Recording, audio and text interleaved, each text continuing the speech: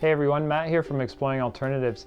In this video we're going to show you this really neat little BioLite CookStove.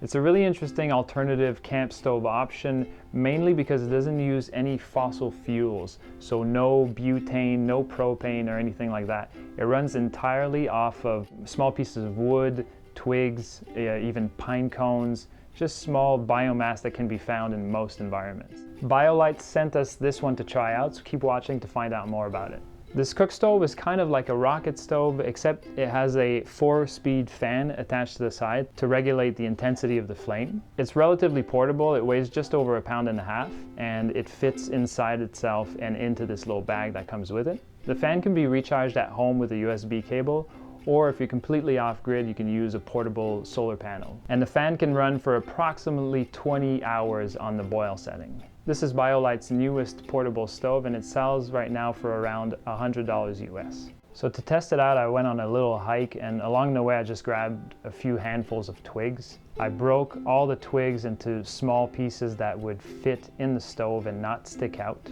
And then I gathered a handful of just dry grass and dry leaves to start the fire.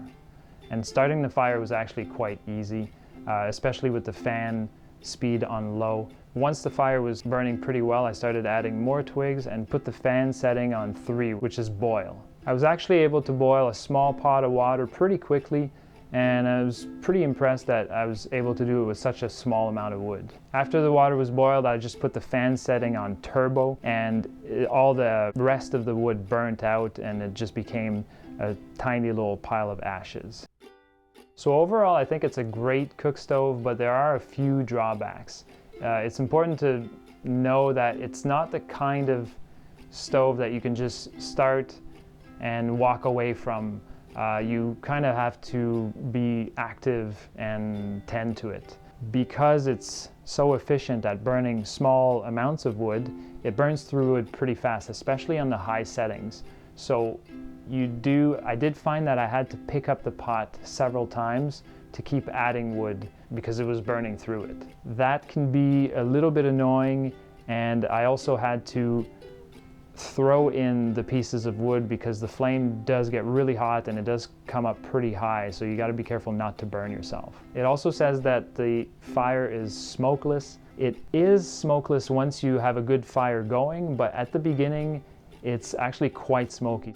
What I do like about the CookStove is that, like I said, it can generate a lot of heat from just a small amount of biomass. So in this case, if I didn't have the CookStove and I had to just build a standard fire and boil water, I would have had to have more tools to break up bigger pieces of wood or cut up some bigger logs, and it would have taken a lot more work, and it would have been impossible to bring water to a boil with just that amount of biomass. So I like that it is really efficient.